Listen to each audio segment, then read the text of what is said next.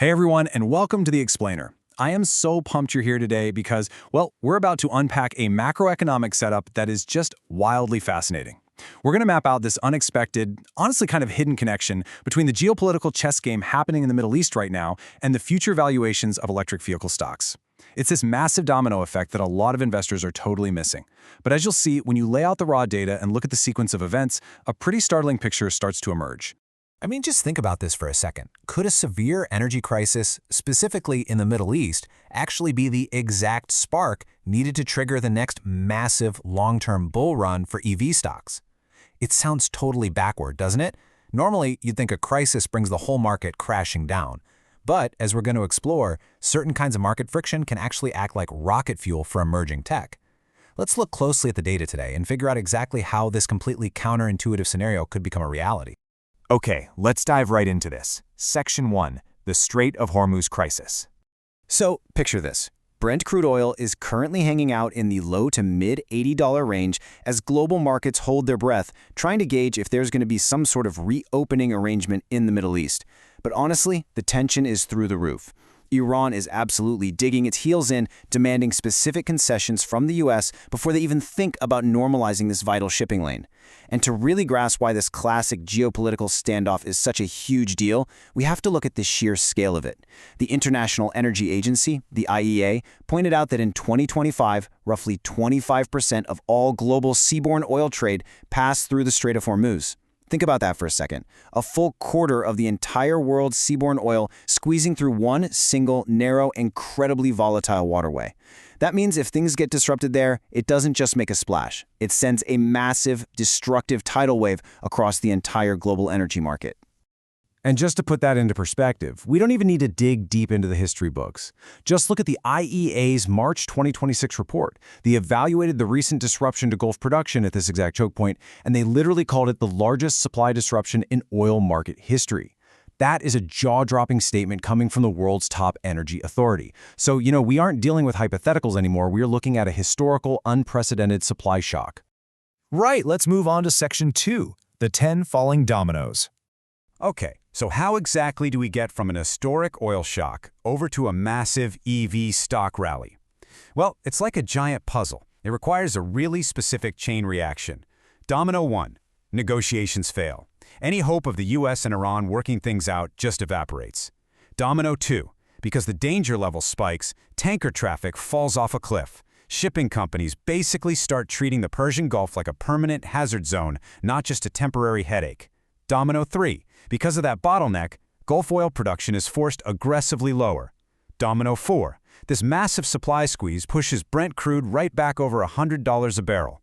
But it's the fifth domino that is absolutely crucial here. Oil doesn't just spike and drop, it stays stuck in that $100 to $120 range for months. This is the moment the market wakes up.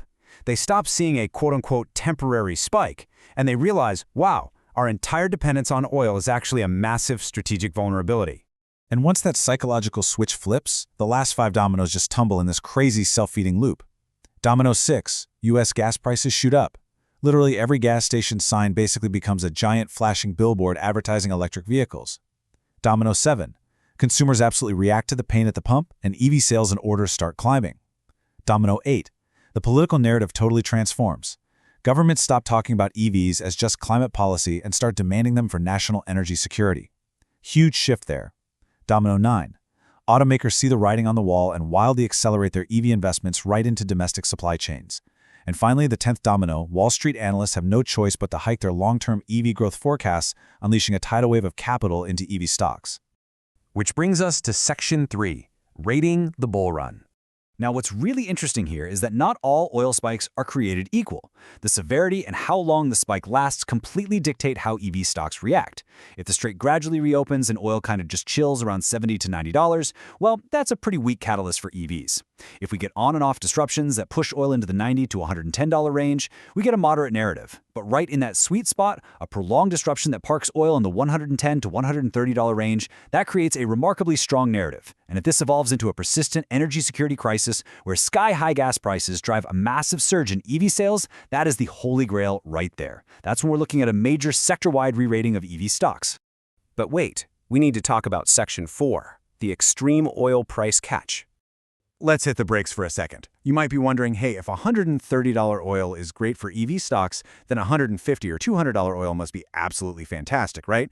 Actually, scratch that. Extremely high oil prices are not automatically a win for equities. If oil shoots to 150 or 200, we trigger this really dangerous economic cascade. A shock like that drives massive inflation. Inflation totally wrecks consumer confidence, which then forces central banks to keep interest rates sky high. And all of that drastically raises the risk of a deep recession. In a deep recession, people just stop buying cars altogether. Gas or electric, doesn't matter. Vehicle demand plummets, and growth stocks sell off across the board. So ironically, if oil spikes way too high, way too fast, EV stocks could actually tank initially, even though the long-term logic for ditching oil has quite literally never been stronger. So, what's the magic formula? Section 5, the perfect EV setup. So to be clear, we absolutely do not want a catastrophic economy-breaking oil spike. The Goldilocks scenario, the perfect structural environment for a permanent EV bull market, looks exactly like this. We need the Strait of Hormuz to remain a wild card, causing oil to structurally settle right in that $100 to $130 pocket. We need gasoline to stay painfully expensive so consumers feel the pressure. But, and this is the absolute key, the broader economy has to avoid falling into a deep recession. In this very specific environment, EV demand accelerates, companies post incredible order numbers, profit margins expand, and Wall Street finally conclusively decides that the shift to electrification is permanently supercharged. That right there is the exact recipe for a fiery EV stock re-rating. And guys, this isn't just some whiteboard theory. We are already seeing these exact mechanics playing out in the real world. The 2026 energy shock has made EV economics wildly more attractive in emerging markets. Look at places like Southeast Asia and Latin America. Electric car sales are absolutely surging there specifically because of this oil supply crisis. While the IEA keeps warning us about how deeply unstable global energy supply is, these regions are giving us a real-time preview of how consumers react when gas prices hurt, but the economy hasn't completely collapsed. Let's make this super concrete and see how this massive macro tailwind applies to a specific company. We'll use Rivian as our ultimate case study here. For a player like Rivian, the most explosive setup happens when this massive global oil narrative hits at the exact same time as their own internal success. Think about it. If Rivian can demonstrate off-the-charts demand for their upcoming R2 vehicle, ramp up their production, show real progress on autonomy, and deliver strong forward guidance, the result is basically magic. Investors aren't just buying the stock because gas is expensive anymore, they are buying into a fundamentally solid company whose total addressable market is violently expanding right as they're hitting their stride. That combo is infinitely more powerful for a stock than some recession-inducing $150 oil spike. So, it all boils down to this one profound question. Is the world's dependence on oil finally becoming a strategic vulnerability that markets can just no longer ignore?